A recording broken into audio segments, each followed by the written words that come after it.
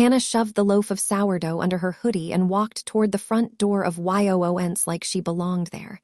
She kept her head down. She kept her steps even. She did not run because running would get her caught. She had learned that a long time ago. You walk like you are supposed to be wherever you are, and most people will believe it.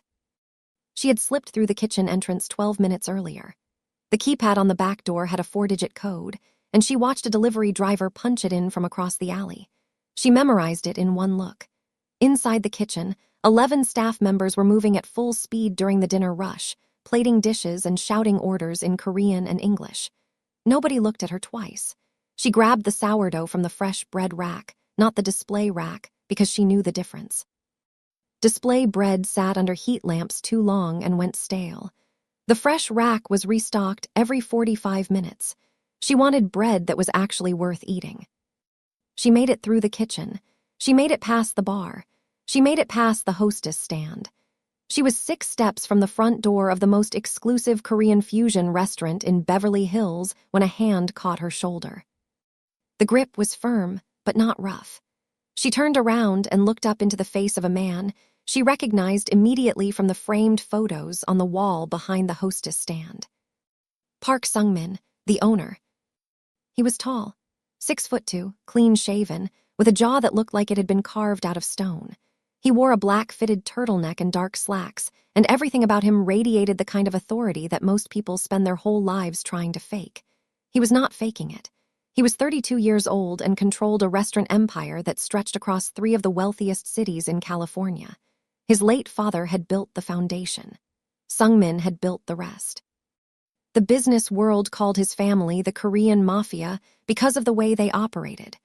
Not with crime, but with a ruthlessness in negotiations and deal-making that left competitors with nothing. The Park family did not break laws. They broke people's confidence at the bargaining table and bought what was left. Sung-min was looking at Hannah with an expression she did not expect. It was not anger. It was curiosity. The restaurant had gone quiet. 40 guests who paid $400 a plate were watching a homeless woman in a stained gray hoodie get caught stealing bread by the most powerful man in the room. Hannah's stomach chose that exact moment to growl. Loud. Like her body wanted to make sure the humiliation was complete. She braced herself. She expected him to call the police. She expected a lecture, a scene, security guards grabbing her arms. Instead, Sung-min looked down at the shape of the bread under her hoodie. Then he looked at her face. Light brown skin smudged with dirt, full lips pressed together hard, eyes that were proud and terrified at the same time. He said 5 words. "You look like you're starving." Then he pulled out a chair at the nearest empty table and told his head chef to bring out the full 7-course tasting menu. Every dish, for her, right now. Hannah did not sit down. She stared at him like he had lost his mind. "I don't need your pity." "It's not pity," he said. "It's an interview." He told her he had been watching the security feed from his office upstairs. He saw her enter through the kitchen door without any staff member noticing. She bypassed the keypad, moved through a kitchen full of people during the busiest service of the week, selected the right bread from the right rack, and nearly walked out the front door in under 90 seconds. His security team was 8 people. None of them caught her. He only caught her because he happened to glance at his phone at the right moment. Sung-min pulled the chair out a little further. "I don't need another dishwasher," he said. "I need someone clever. Sit down." Hannah sat, not because she trusted him, because she had not eaten a real meal in 2 days, and the food that started arriving at the table smelled like everything good she thought the world had stopped offering her. She ate. He sat across from her and watched. When the last plate was cleared, he made her an offer. A full-time position at Yoon's, not washing dishes, not waiting tables. She would be his personal operations assistant, the person managing the logistics and moving parts behind his restaurant empire. Hannah almost choked on her water. "Why?" "Because anyone who can ghost through my security system is either a threat or an asset," he said. "I'd rather you be on my payroll than someone else's." She said yes. What else was she going to say? She was sleeping in a 2009 Honda Civic parked behind a laundromat on La Chenega Boulevard. Park Sung-min did not know it yet, but the woman he just hired was going to save everything he had. And he was going to be the reason she finally stopped running. Now let me ask you something. If a stranger caught you at your lowest moment and offered you a chance like that, would you trust it or would you run? Tell me in the comments. And if you are watching this and you have not liked this video yet, go ahead and do that right now. If you are not subscribed to this channel, do well to do so. Sungmin gave Hannah an apartment. A small studio in Koreatown, nothing fancy. White walls, a single window, a kitchen barely big enough for one person. But it had a lock on the door. It had a shower. It had a bed. Hannah sat on the edge of that bed the first night and cried so hard her chest hurt. She pressed her face into the pillow so the neighbors would not hear. 3 months she had been sleeping in her car. 3 months of folding herself into the backseat with a jacket as a blanket, waking up to stiff joints and the sound of traffic, brushing her teeth in gas station bathrooms. 3 months of being invisible. Now she had a bed. She slept for 11 hours straight. She showed up to work the next morning 20 minutes early. Sungmin was already there. He noticed.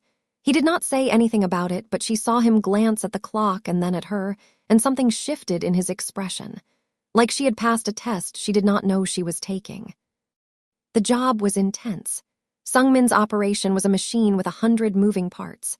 YOON's Beverly Hills was the flagship, but he also had locations in Palo Alto and Atherton, plus 2 more in development. 1 in Aspen, 1 in Bellevue, Washington. Hannah's role was to coordinate between all of them. Vendor schedules, staffing logistics, supply chain issues, event bookings. She was the connective tissue that kept the whole body running. She learned fast, faster than anyone expected. But not everyone was happy about her arrival. Vivienne Park was Sungmin's younger sister. 29, USC graduate, and polished in a way that made Hannah feel like she was standing next to a magazine cover every time they were in the same room. Vivienne managed the front-of-house operations and the social media presence for the YOON's brand. She wore Chanel like it was a uniform. She had perfect posture. And she took one look at Hannah on her first day and decided she was a problem. Vivienne pulled Sungmin aside that afternoon. Hannah could not hear the conversation, but she could see it through the glass wall of his office. Vivienne's hands were moving fast. Her face was tight with frustration. She was pointing toward the main floor where Hannah was organizing vendor files at her new desk. Whatever Vivienne said, Sungmin shut it down fast.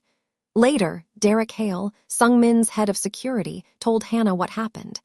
He told her because Derek was the kind of man who believed in giving people fair information. She told him he was out of his mind for hearing you, Derek said. He was leaning against the doorframe of the office kitchen, arms crossed, watching Hannah with the calm, steady gaze of someone who had been assessing threats for a living for over a decade. He told her you're smarter than half the people on payroll, including her. Derek was 34. He and Sungmin had been friends since they were kids growing up in Scottsdale, Arizona. He had followed Sungmin to California when the business moved west, and he ran security for every YOON's location. He was not hostile toward Hannah, but he was careful. He ran a background check on her the day she was hired. He found no criminal record, just a trail of bad luck, eviction filings, a drained bank account, a missing ex-boyfriend. He told Sungmin she was clean, but he kept watching her anyway. That was his job. The first person to actually be kind to Hannah was Chef Ronan Bay. He was 40 years old, had been cooking for the Park family since Sungmin's father was alive. And he had the broad shoulders and calm face of a man who had seen everything and judged nothing. On Hannah's second day, she found a container of homemade kimchi jjigae on her desk with a sticky note that said, "Eat before you work. Boss forgets that humans need fuel." Hannah almost cried again. She did not. She ate the soup and got back to work. By the end of her first week, she had reorganized the vendor filing system, flagged 3 scheduling conflicts across the Palo Alto and Atherton locations, and caught an overcharge on a seafood delivery that would have cost the company $11,000 if nobody noticed.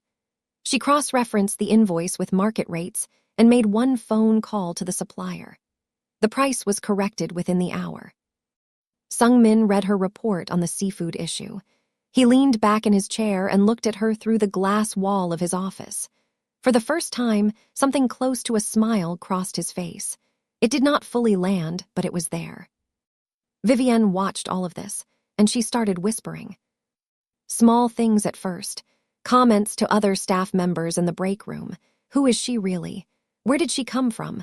Why does Sungmin trust her so fast? A homeless woman handling sensitive business information. Does that sound right to you? The whispers spread the way whispers always do. Quietly, effectively. Hannah heard them. She pretended she did not. That Friday night, she sat on the floor of her studio apartment with her laptop and video called her younger brother Miles. He was 22, finishing his last year at Wayne State University back in Detroit. He had their mother's wide smile and their father's stubbornness. He was the only family Hannah had left. Their mother died of cancer when Hannah was 23. Their father had left when they were kids. Miles was it. He was everything. Hannah had been sending him money whenever she could. But for the last 3 months, while she was living in her car, she told him she was just between jobs. She never told him she was homeless. She could not do that to him. He would have dropped out and come to find her, and she would rather starve than let that happen. "I got a new job," she said to the screen. She was smiling, and it felt unfamiliar on her face, like a muscle she had not used in too long. Miles whooped so loud she had to pull the phone back from her ear. "What kind of job? Where? How much they paying you?" "It's at a restaurant group. High-end. Beverly Hills." "Beverly Hills? Han, you serious right now?" She laughed. It was the first time she had laughed in months, and it came out rusty and bright at the same time. After they hung up, she sat there for a while, staring at the ceiling. Then she said out loud to nobody, "Okay, Mom, I think it might be okay." She went to bed feeling something she had almost forgotten how to feel: hope. But the universe was not done with Hannah Delaney yet, not even close. The following Monday, she stayed late at the office. Everyone else had gone home. She was organizing documents on Sungmin's desk because he had asked her to file the quarterly reports before morning. And that was when she saw the folder. It was labeled Acquisition, Project Sovereign. It was open. She did not mean to read it, but the first page had a list of names, and one of them hit her like a truck. Michael Whitmore. Her ex-boyfriend. The man who had emptied their joint savings account and vanished without a word while she was working a double shift at the diner she used to waitress at. $12,000. Everything she had. Gone in one afternoon. She came home to an empty apartment and a zero-balance bank notification. Michael's name was on a list of business associates connected to a rival restaurant group called the Sable Dining Group, a group that Sungmin was apparently trying to acquire or compete with. Hannah closed the folder. Her hands were shaking. She told herself it was a coincidence. It had to be a coincidence. The world was not this small and this cruel. She was wrong. Something changed between Hannah and Sungmin over the next 2 weeks, and neither of them had the language for it. It started small. He began finding reasons to be near her. He would come out of his office to check on the vendor reports that she was handling for the new Aspen location, standing 3 feet away while she made phone calls, listening to her negotiate with a confidence that had not existed when she first sat down at that table with stolen bread under her hoodie. When she hung up and told him she had gotten the vendor to drop the price by 15%, he said one word: "Good." Then he walked away because he did not know what else to say. Sungmin was not a man who understood his own emotions. He understood numbers, strategy, leverage, and the precise moment to close a deal. He did not understand why the sound of Hannah's voice on the phone made him stop working to listen. He did not understand why he kept noticing things about her. The way she tucked her pen behind her ear when she was thinking. The way she organized her desk with military precision. The way she always said good morning to every single staff member, even the ones who whispered about her behind her back. Hannah noticed him noticing. She was not stupid, but she shut it down in her head immediately. This man was her boss. He had pulled her out of the gutter. She was not about to risk the first good thing that had happened to her in years by developing feelings for someone who signed her paychecks. So she focused on the work. The work was good. The work was safe. But Vivienne had other plans. The Beverly Hills location hosted a private dinner for elite clients every quarter. Tech founders from Palo Alto, real estate moguls from Atherton, old money families from Hillsborough. The event was Vivienne's domain, and she ran it with surgical precision. Every detail mattered. The flowers, the music, the lighting, the seating arrangements. This quarter, Vivienne deliberately assigned Hannah to a visible role. She would be coordinating the table arrangements and greeting guests as they arrived. It was a position that required the right look, the right energy, the right clothes. Vivienne knew Hannah did not own the right clothes. That was the whole point. Hannah showed up the night of the dinner in the best outfit she could put together. A clean black blouse from a thrift store on Fairfax. Slacks she had pressed herself with an iron she bought for $6 at a second-hand shop. Simple black flats. She looked fine. Professional, even. But compared to the designer everything in the room, the gap between her world and theirs was visible. Vivienne watched from across the room with a small, satisfied smile. What Vivienne did not count on was that Hannah Delaney was not a woman who crumbled under pressure. She had survived worse than a room full of rich people. A tech CEO's wife asked Hannah where she was from. Hannah said Detroit. The woman's eyes lit up because her college roommate had been from Detroit and she had always wanted to visit. They talked for 10 minutes about the city, about the comeback neighborhoods, about the food scene. The woman was charmed. A seating mix-up threatened to put two rival investors at the same table.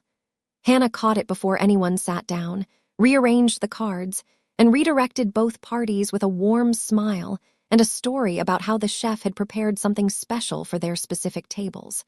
Neither investor ever knew there was a problem. By the end of the night, 3 different clients had personally complimented Sung Min on the new girl. One of them, a real estate developer from Atherton, told him she was the most genuine person he had met at any of these events in 5 years. Sung Min looked across the room at Hannah. She was laughing with a guest, her head tilted back, the kind of laugh that came from her whole body, and something in his chest tightened in a way he had never felt before. Vivienne was furious. The evening had been designed to expose Hannah's weaknesses. Instead, it exposed her strengths. That same week, Hannah did something she knew she should not do. She started researching Michael Whitmore on her own. She told herself it was just curiosity. She told herself she just wanted to know where he ended up. But it was more than that. The name on that folder had been eating at her for 2 weeks, and she needed to understand how the man who destroyed her life had ended up connected to her boss's biggest business rival. What she found made her sick. Michael had not just disappeared after stealing her money. He had resurfaced in Newport Beach, California, working as a junior partner for a man named Victor Sable. Victor was 52 years old, silver-haired, and the owner of the Sable Dining Group, a luxury restaurant empire that competed directly with Sung Min's. The Sable Dining Group had 5 high-end locations along the West Coast, and Victor had spent the last 2 years trying to expand into the same markets Sung Min was targeting. Bellevue, Aspen, the same cities. Project Sovereign, the folder Hannah had seen on Sung Min's desk, was about this exact competition. Sung Min was developing a property in Bellevue for a new YOON's location. Victor Sable wanted that same market. They were at war, and Michael was on the other side. Hannah sat with that information for a long time. She did not tell Sung Min. She told herself it was because the connection was irrelevant.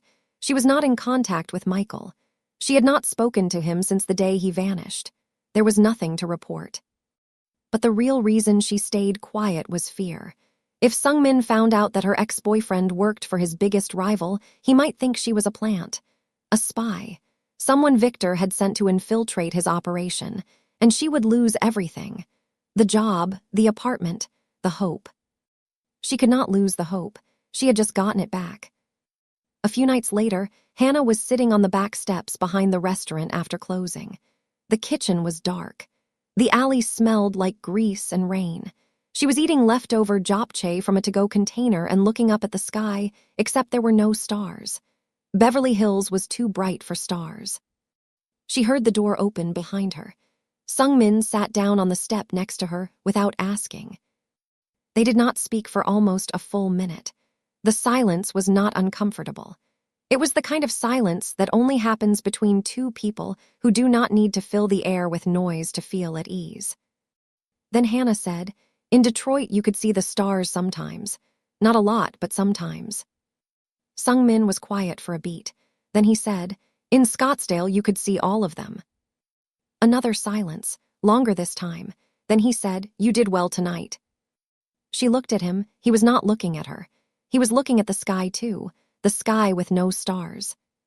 Something shifted between them on those steps, something quiet and enormous, something neither of them was ready for but both of them felt. The next morning, Derek called Sung-min before the restaurant opened. He had been investigating the Sable Dining Group's operations as part of standard competitive intelligence, and he had found something that concerned him. Victor Sable had recently brought on a new associate who had a personal connection to a current YOON's employee. Derek had not yet identified which employee, but he told Sung-min directly, "There's a possibility we have a mole." Sung-min's voice went flat. "Find out who." The word mole changed Sung-min. His father, Park Yi-won, had built the family empire from nothing. Started as a fish market vendor in Koreatown, worked 20-hour days, built a real estate portfolio that stretched across Southern California. And then, 10 years in, he made the mistake of trusting an outsider, a business partner who had been feeding companies secrets to a competitor for over a year. By the time Yi-won discovered the betrayal, he had lost 2 major properties and nearly went bankrupt. Yi-won recovered. He always recovered. But the lesson he passed down to Sung-min was permanent: trust nobody outside the family, ever. When Yi-won died of a heart attack 3 years ago, Sung-min had spent 2 years cleaning up the last pieces of fallout from that old betrayal. He swore he would never let it happen again. And now Derek was telling him it might be happening again. Sung-min told Derek to investigate every employee hired in the last 6 months. Hannah had been hired 5 weeks ago. She was at the top of the list. While Sung-min's suspicion was growing, Hannah's past came knocking. She was sitting at her desk on a Wednesday afternoon, reviewing supply orders for the Atherton location, when her phone buzzed with a text from an unknown number. "I know where you work now, Han. We should talk. Don't make this harder than it has to be." She recognized the tone before she even finished reading. The casual control, the implied threat disguised as friendliness. Michael. He always talked like he was doing you a favor even when he was taking everything from you. She blocked the number. Her hands were trembling, and when she walked through the kitchen 10 minutes later, she nearly dropped a stack of order forms. Chef Ronan caught them before they hit the floor. He looked at her face and said, "You okay?" "I'm fine." He did not believe her. She could see it. But he handed the papers back and nodded and let it go, because Ronan was a man who understood that people talk when they are ready and not a moment before. That same week, Victor Sable showed up at YOON's Beverly Hills unannounced. He walked through the front door during lunch service like he owned the place. Victor was the kind of man who entered every room as if he had already bought it. Tall, silver-haired, impeccably tailored, with eyes that calculated the value of everything they landed on. He requested a private meeting with Sung-min, and because turning him away would signal weakness, Sung-min agreed. They sat in the private dining room. Victor made his pitch. A partnership, merge their restaurant empires, shared ownership. Together, they would dominate the West Coast luxury dining market from Seattle to San Diego. Victor framed it as mutual benefit. 2 kings joining forces instead of wasting resources fighting each other. Sung-min listened to the entire pitch without interrupting. Then he said, "I don't partner with people I don't respect." Victor smiled. It was a slow, cold smile. The kind that a man wears when he has already decided how he is going to destroy you and is just enjoying the moment before it begins. He stood up, buttoned his jacket, and thanked Sung-min for his time. On his way out, Victor walked through the main floor. He passed Hannah's desk near the service corridor. He stopped. He looked at her. Not a glance, a look, like he was confirming something. Then he continued walking and left the restaurant. Hannah's stomach dropped. She could not tell if Victor recognized her from Michael or if it was random. But the look was not random. She felt it in her bones. Despite the growing tension around them, Sungmin and Hannah's connection continued to deepen. He asked her to travel with him to Palo Alto for a meeting with potential investors for the Bellevue expansion. It was a 3-hour drive, and somewhere on Highway 101, with the Pacific Ocean visible in the distance, and the car quiet except for the hum of the engine, the professional wall between them cracked open. Hannah told him about Detroit, about growing up on the east side in a neighborhood that was rough but full of people who looked out for each other. About her mother, Denise, who worked 2 jobs and still found time to braid Hannah's hair every Sunday. About putting herself through Michigan State with a hospitality management degree while working at a diner and a laundromat simultaneously. About how she thought the degree would be her ticket out, and how life kept tackling her at the knees instead. She did not mention Michael, not yet. Sungmin listened without interrupting. Then, because she had been honest with him, he returned the favor. He told her about his father. Yiwon was brilliant, a visionary, but he was brutal. Cold in the way that men who build empires from nothing often are, because softness feels like a luxury they cannot afford. Yiwon pushed Sungmin relentlessly. Every report card had to be perfect. Every business lesson had to be absorbed immediately. Every mistake was a failure, and failure was unforgivable. The last conversation Sungmin ever had with his father was an argument.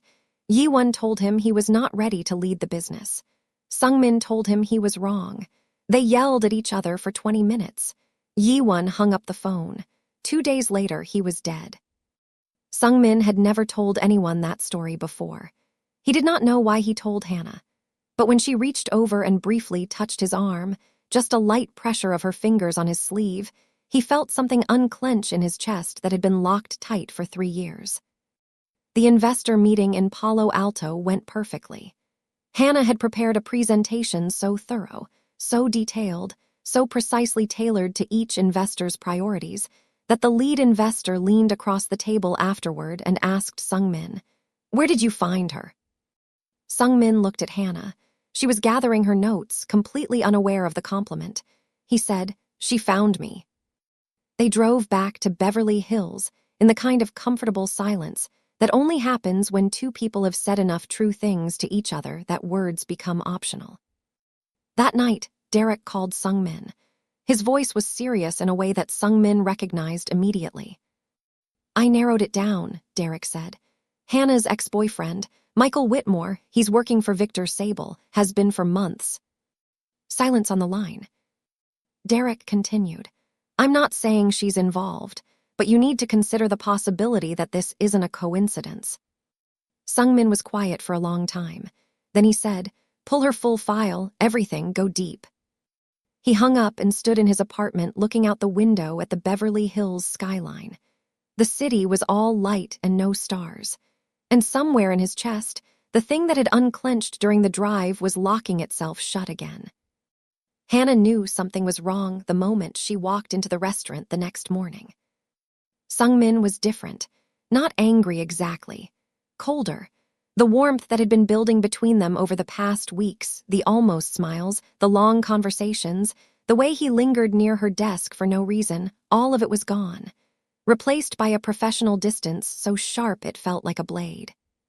He stopped including her in high-level meetings. He reassigned her responsibilities for the Bellevue and Aspen projects to other team members. He spoke to her only when necessary and only about operational details.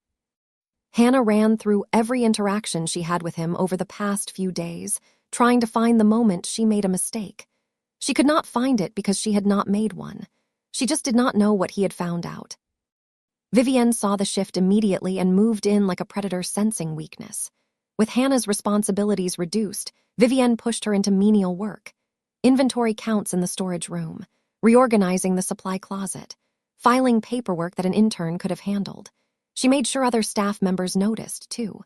She would walk past Hannah counting boxes of napkins and say, just loud enough for people to hear, things like, "Oh good, you found your level." Hannah took it. She did not complain. She did not show what she was feeling on her face. She went home to her studio apartment each night and sat on the edge of the bed, staring at the wall, feeling the old hopelessness creeping back in. The same darkness that had settled over her when she was sleeping in her car. The feeling that getting close to something good was just the universe's way of setting up the next fall. Then Michael showed up in person. He was waiting outside her apartment building on a Thursday evening, leaning against a parked BMW that definitely was not his. He looked good, better than she had ever seen him.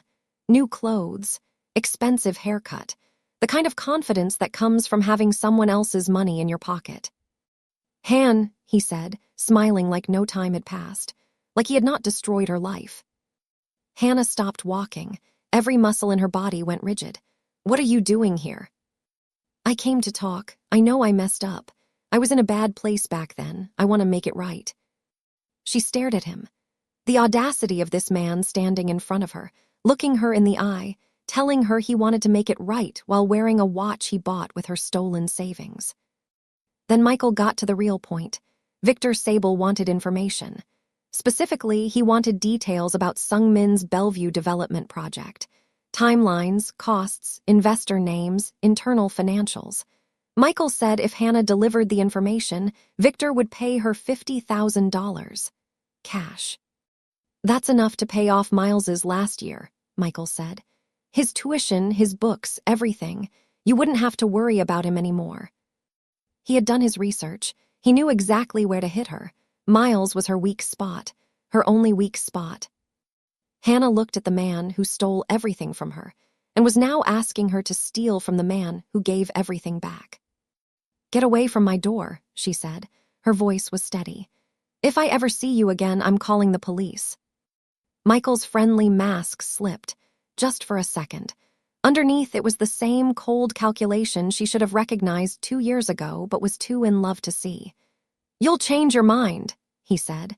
Then he turned and got into the BMW and drove away.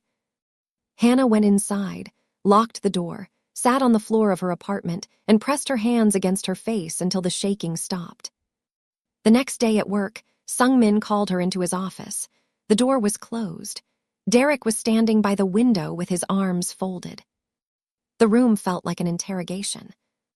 Sungmin looked at her from behind his desk. His face was completely closed. No almost smiles, no warmth, no curiosity, just stone. "Do you know a man named Michael Whitmore?" The floor dropped out from under Hannah's world. They knew. She could lie. For one heartbeat, the thought crossed her mind. Deny it. Say she had never heard the name. Buy herself time to figure out a plan. But Hannah had been lied to, stolen from, abandoned, and broken, and the one thing she had never lost in all of it was her honesty. It was the only thing she had left that was entirely hers. She looked Sungmin in the eye.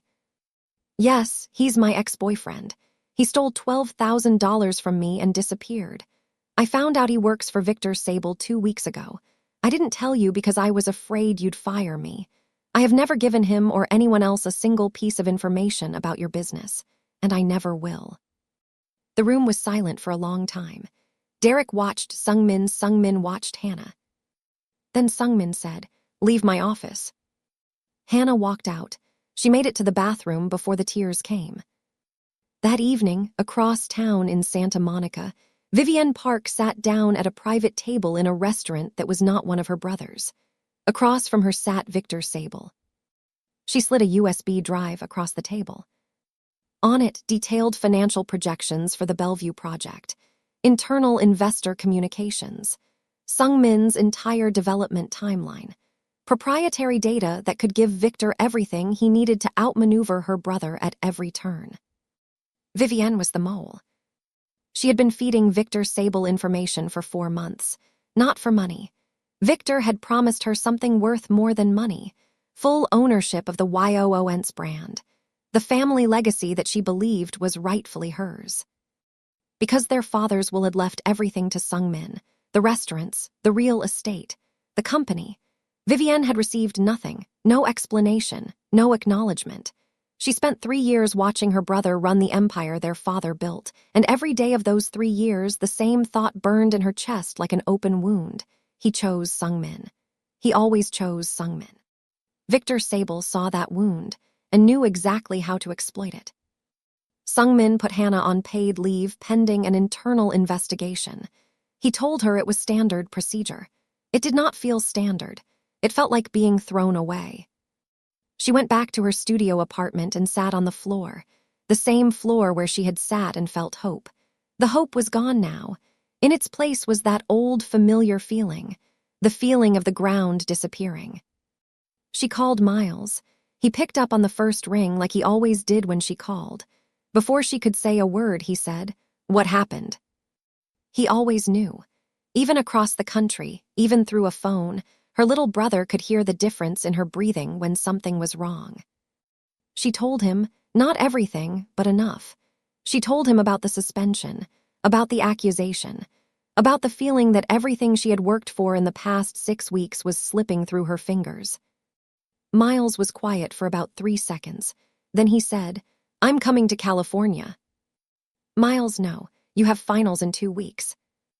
"Hannah, you have been taking care of me my entire life. Every paycheck, every sacrifice, everything you gave up so I could stay in school. Let me show up for you one time." She closed her eyes.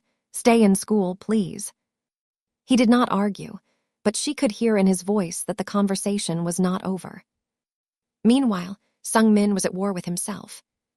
He replayed Hannah's words in his head constantly. The way she looked at him when she said it, the steadiness of her voice, the wet shine in her eyes that she refused to let become tears until she was out of the room. He had spent his whole adult life reading people. His father had trained him to spot a lie from across a negotiating table. Hannah was not lying. He knew it in his gut.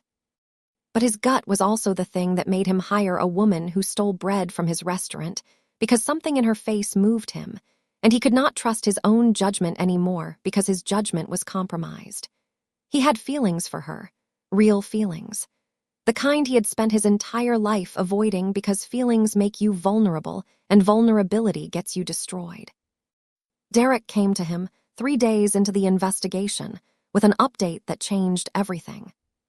"The timeline doesn't match," Derek said. He spread documents across Sungmin's desk. "I traced the information leaks back 4 months. Hannah has only been here 6 weeks. Whatever is going on, it started before she walked through that kitchen door." Sungmin stared at the documents. "Then who?" Derek leaned back in his chair. "That's what I'm trying to figure out, but I need you to think about something. Is there anyone in your inner circle, someone who has been here from the beginning, who has a reason to want this company to fail?" The question hung in the air. Sungmin did not answer it, but something in his expression shifted, like a door he had refused to open was starting to crack. While Sungmin processed, Victor Sable accelerated. Using the information Vivienne had provided, Victor outbid Sungmin on a critical property lease in Bellevue. The property owner switched sides overnight, citing a more competitive offer. Sungmin's team was blindsided. Then the investors started getting anonymous packages, financial documents that appeared to show YOONS was over-leveraged, overextended, and approaching insolvency. The documents were fabricated, but they were fabricated well enough to spook people who were risking millions of dollars. 2 investors pulled their commitments within the same week. Sungmin was losing ground, and he could not figure out how Victor was always 1 step ahead. Chef Ronan visited Hannah at her apartment. He did not call first. He just showed up at her door with 2 containers of food and the calm presence of a man who had weathered storms that would have broken lesser people. They sat at her small kitchen table and ate together. Ronan told her a story about Sungmin's father. "Yiwon once fired his best restaurant manager over a misunderstanding," Ronan said. "Thought the man was skimming money from the register. Turned out it was an accounting error. Yiwon realized he was wrong 3 days later. You know what he did? Drove to that man's house at midnight, apologized in person, offered him a raise and a promotion." Hannah looked at him. "Why are you telling me this?" "Because the Parks are stubborn and proud and terrible at admitting when they're wrong. But they come around. They always come around. Give him time." Hannah pushed her food around her plate. "What if I don't have time?" Ronan looked at her steadily. "Then make time. You didn't survive what you survived by sitting around and waiting for other people to decide your fate." He left. Hannah sat alone in her apartment and thought about what he said. She thought about it for a long time. Then she made a decision. She still had access to her work email. It had not revoked it when she was suspended. She was not going to use it to steal information or do anything dishonest, but she was going to use it to find the truth, not to prove her innocence. To protect Sung-min, because whoever the real mole was, they were still inside YOONs, still feeding Victor Sable information, and Sung-min was in danger. She spent 2 days going through every internal communication she could access. She looked for patterns. Who had access to the financial projections that were leaked? Who was present at meetings where sensitive information was discussed? Who had contact with anyone outside the company? On the second night, at 2 a.m, she found it. An email chain. Internal YOON's account communicating with an external encrypted address. The internal emails discussed Bellevue timelines, investor names, development costs, everything Victor Sable would need. The internal account belonged to Vivienne Park. Hannah stared at the screen. Sung-min's own sister, his blood. The woman who had whispered about Hannah, humiliated her, tried to make her fail, the whole time she was the one betraying him. Hannah closed her laptop and pressed her hands over her mouth and breathed. Hannah had a choice. She could take this evidence to Sung-min and risk him not believing her. She was the suspended employee with the suspicious ex-boyfriend. Accusing his sister, his own family, could look like a desperate deflection, a play to redirect blame. Or she could walk away. Leave the job, leave Beverly Hills, go back to Detroit, and let the Parks sort out their own mess. She thought about walking away for about 30 seconds. Then she thought about the man who pulled out a chair for a starving woman who stole bread from his restaurant. The man who drove her to Palo Alto and told her about the last argument he had with his dying father. The man who said, "She found me," to a room full of investors. She picked up her phone and called Miles. Miles answered immediately. It was 5 a.m. in Detroit, and he sounded like he had not been sleeping anyway. She told him everything. The emails, Vivienne, Victor Sable, all of it. Miles shifted into a mode she had never seen from him before. He was a computer science major, and his brain worked in systems and patterns. He walked her through how to properly document digital evidence, screenshots with visible timestamps, metadata preservation, cross-referencing the dates of Vivienne's emails with specific events, like when certain financial documents appeared in Victor's hands. For 2 hours, brother and sister worked together across the country, building a case so tight that it could not be dismissed as fabrication or coincidence. By the time they were done, Hannah had a folder on her desktop that contained 23 documented instances of Vivienne transmitting confidential YOON's information to an external party. "You sure about this?" Miles asked. "No," Hannah said, "but I'm doing it anyway." She did not go to Sung-min first. She went to Derek. They met at a diner in Koreatown, neutral ground. Hannah slid a printed folder across the table and watched Derek read every page. His face did not change as he went through the evidence, but his jaw tightened with each page he turned. When he finished, he closed the folder and sat back in the booth. "I had a feeling," he said. "I didn't want to be right." He looked at her. "Why are you doing this? You have every reason to walk away. He suspended you. His sister humiliated you." Hannah held his gaze. "Because he gave me a chance when nobody else would, and I don't abandon people, even when they abandon me." Derek studied her for a long moment. Then he nodded once, picked up the folder, and left. He brought it to Sung-min that night, after hours. The restaurant was empty, just the two of them in the office with the city lights glowing through the windows. Derek put the folder on the desk and said, "You need to read this." Sung-min read it, every page, every timestamp, every email.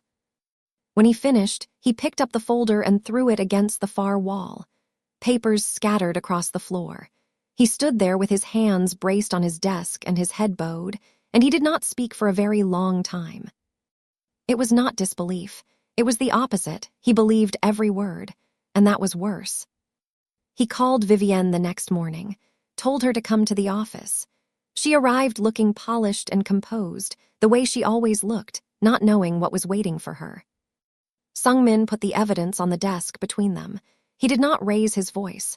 He did not need to. Vivienne's composure collapsed in stages. First, she denied it. Then she deflected. Then the anger broke through and she stopped pretending. She screamed at him. She told him their father chose him over her. She told him she spent her entire life being second, being overlooked, being the child who was not good enough. She told him the will was the final proof that she never mattered. Yiwon left Sung-min the business, the properties, the legacy. He left Vivienne nothing. And Victor Sable was the only person who ever looked at her and saw someone worth investing in. Sung-min listened to all of it. He let her finish. Then he spoke, and his voice was quiet and steady and full of a pain he was not trying to hide. Dad didn't leave you out of the will because he didn't love you, Vivienne. He left me the business because he knew I could handle the pressure. The enemies, the fights, the weight of it. He left you the trust fund because he wanted you to be free. He wanted you to have the life he never got to have. No boardrooms, no rivals, no sleepless nights. He was trying to protect you. Vivienne went still, completely still. What trust fund? Sung-min stared at her. The trust fund. The one Dad set up for you. You were supposed to receive access to it on your 30th birthday. It's $2.4 million. Vivienne's face changed. Something cracked behind her eyes. She did not know. She had never been told. Their father's attorney had been trying to reach her for months, but she had blocked all communication related to the estate because it was too painful. She thought she was left with nothing. She thought her father threw her away. And she had been so consumed by that belief that she tried to burn down everything her brother had built. Sung-min told her she was removed from all YOON's operations effective immediately. She would not be arrested. She would not be publicly exposed. But she was done. Vivienne left the office. She did not say goodbye. That night, Sung-min called Hannah. It was almost midnight. Can you come to the restaurant? Now. Please. She had never heard him say please before. She drove to Yoon's. The restaurant was dark and empty and silent in the way that busy places are only silent when everyone has gone home. She walked through the front door and found Sung-min sitting at the same table where he had made her sit down the first night. The night she stole the bread. There was a plate of food waiting for her. The same 7-course tasting menu he had ordered for a starving stranger 6 weeks ago. He stood when she walked in. Park Sung-min, the man who had built walls around himself like they were made of reinforced steel, looked at her and said 4 words she had never expected to hear from him. I was wrong, I'm sorry. Hannah did not cry. She was done crying. She walked to the table. She sat down. She looked at the food, then she looked at him. The food better still be good. Something in his face broke open. Not broken in the bad way. Broken in the way that a door opens when you finally stop pushing against it and just turn the handle. He sat across from her. She ate. He watched. And this time there was nothing between them but the truth. Sung-min brought Hannah back to work the next day, but not to her old position. He created a new title for her, Director of Strategic Operations. She had a seat at the table for every major decision. She had an office with her name on the door. Vivienne's access to company systems was revoked. Derek's security team swept every digital channel for additional leaks and found none. The bleeding had stopped. Now it was time to go on offense. Hannah and Sung-min built the plan together. Side by side at the conference table in his office, laptops open, coffee growing cold, the city of Beverly Hills glowing through the windows behind them. They worked until 2 a.m. the first night and were back at it by 7 the next morning. The plan was not about intimidation. It was not about threats. It was about business. Pure, precise, devastating business. Step 1, the investors. Hannah flew to Palo Alto with Sung-min and personally presented a forensic audit to the investors who had pulled out. The audit, which she had spent 3 sleepless nights preparing, proved conclusively that the financial documents they had received were fabricated. She walked them through the doctored numbers line by line, showed them the original figures, and demonstrated how each falsified document traced back to the Sable dining group. The investors were not just convinced, they were furious, not at Sung-min, at Victor Sable. They had been manipulated, and powerful people do not forgive being made to look foolish. Every single investor recommitted. 2 of them increased their funding. Step 2. The evidence trail. Derek's security team traced the encrypted email address Vivienne had used to communicate with Sable's people. The trail led directly to Michael Whitmore's personal laptop. Michael, being the careless and arrogant man he had always been, never properly secured his communications. His laptop contained unencrypted copies of every piece of stolen information, along with messages between him and Victor discussing how to use it. Sung-min handed the evidence to his legal team. They filed a federal lawsuit against the Sable Dining Group for corporate espionage and misappropriation of trade secrets. The lawsuit hit the business world like an earthquake. Bloomberg covered it. The Wall Street Journal covered it. Every major food industry publication ran the story. Victor Sable's name became synonymous with corporate theft overnight. His investors started pulling out. His lenders requested emergency reviews. The Bellevue property deal he had stolen from Sung-min collapsed when the property owner backed out, unwilling to be associated with the scandal. Victor Sable had spent years building an empire on ruthlessness. Sung-min tore it apart with paperwork. Step 3. The new location. This was Hannah's idea. Instead of fighting to reclaim the original Bellevue property through legal battles that could take years, she found something better. A waterfront space in Bellevue that had just come on the market after a tech company downsized. It was bigger than the original site, better positioned, better views, and because of the tech downturn, it was less expensive.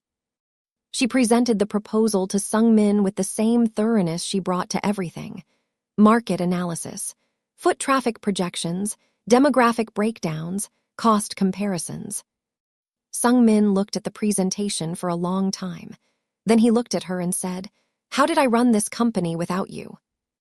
Hannah did not miss a beat. Badly. He laughed, not a half laugh, not an almost smile, a real, full laugh that came from somewhere deep in his chest.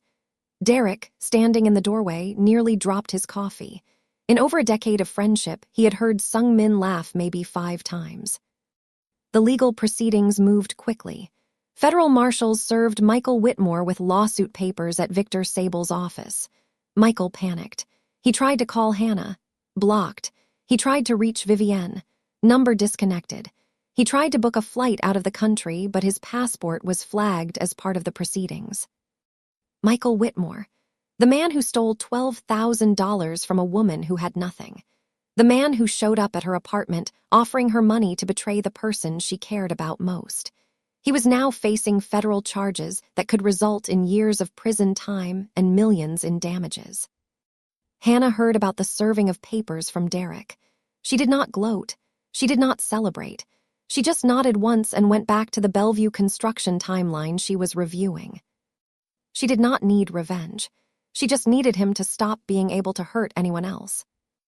It was after the Palo Alto investor meeting that everything between Hannah and Sung-min finally became what it had been trying to become since the night on the back steps.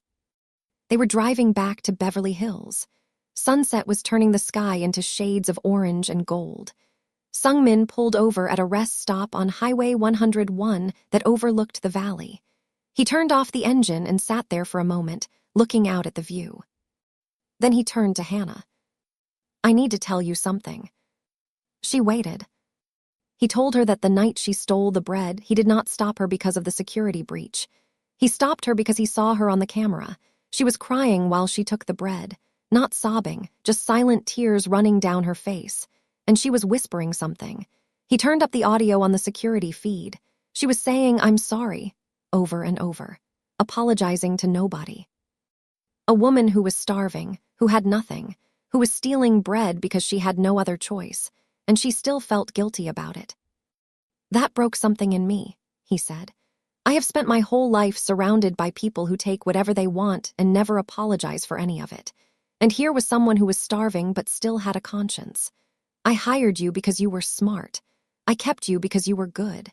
And I am here now because you are the only person who has ever made me feel like I don't have to carry everything alone." Hannah looked at him. The golden light was on his face, and he looked like a man who had just set down something very heavy that he had been holding for a very long time. She reached across the center console and took his hand. He wrapped his fingers around hers and held on, not gently, like she was the only solid thing in a world that had been shifting under his feet for years. They sat there for a long time, watching the sun go down over the valley, holding hands in the silence, and neither of them needed to say anything else.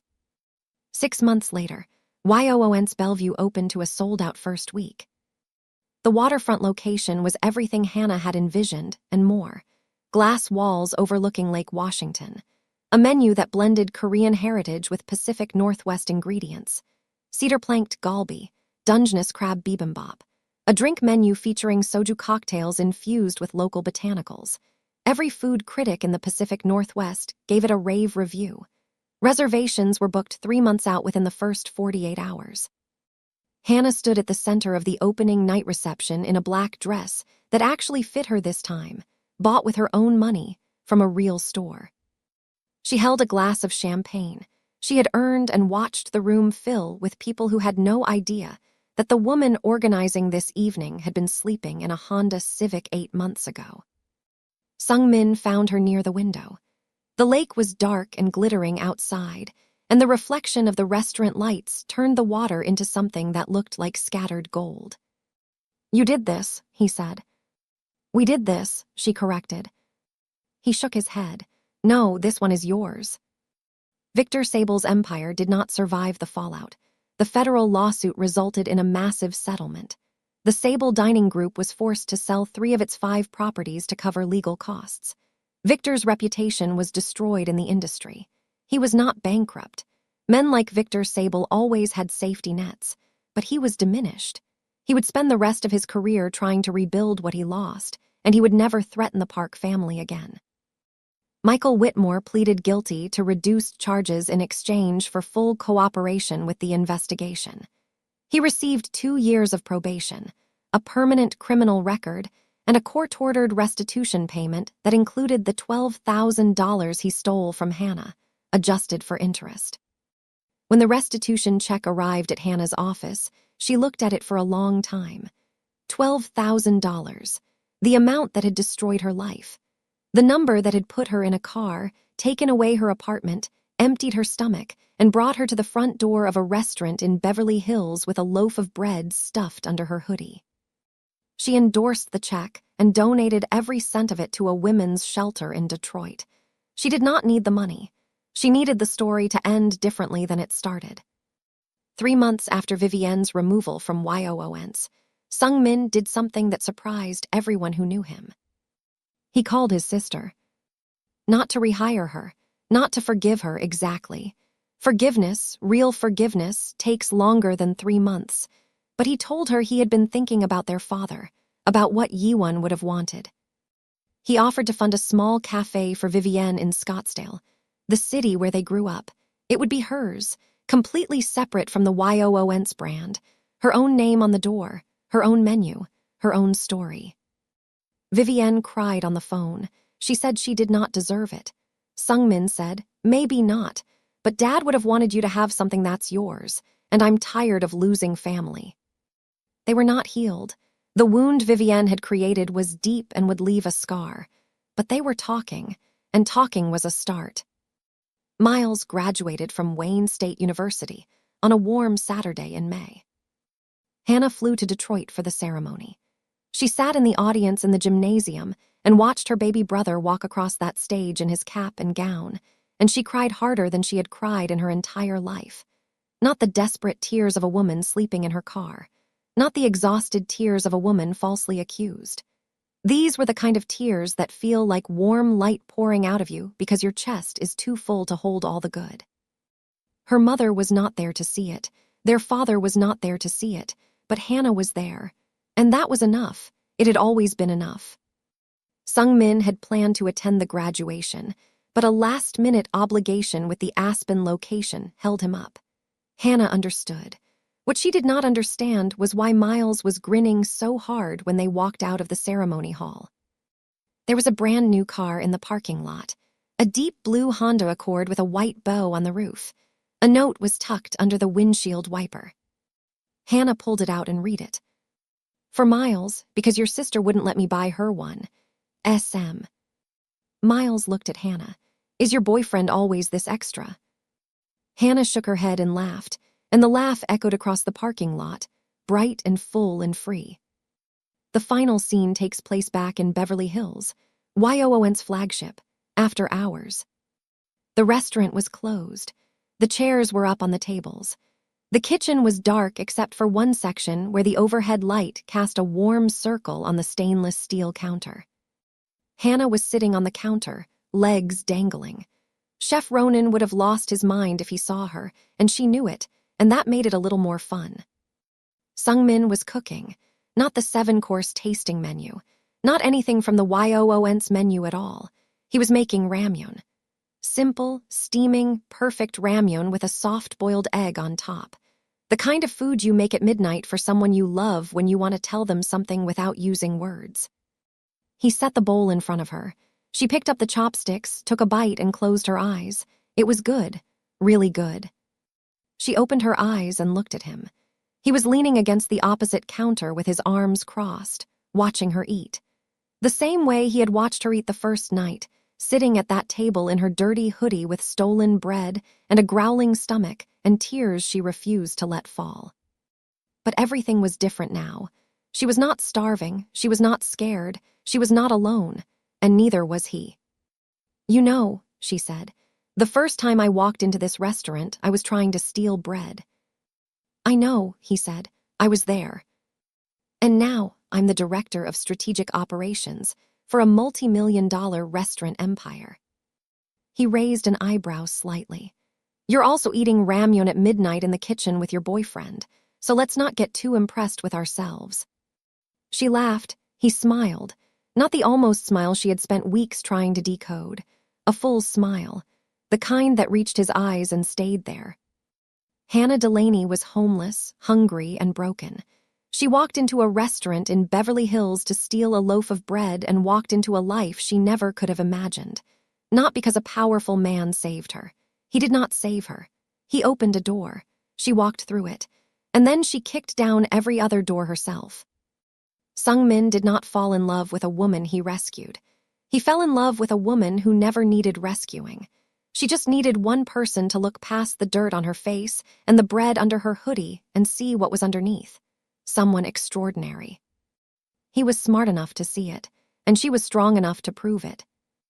And if you made it to the end of this story, if you smiled, if you got angry during the Vivienne twist, if you were yelling at your screen when Michael showed up at her door, then do me a favor and smash that like button right now. Share this video with someone who needs to hear a story about second chances today. And if you have watched this entire video and you are still not subscribed to this channel, I genuinely do not understand what you are waiting for. Subscribe. Turn on notifications. And I will see you in the next one.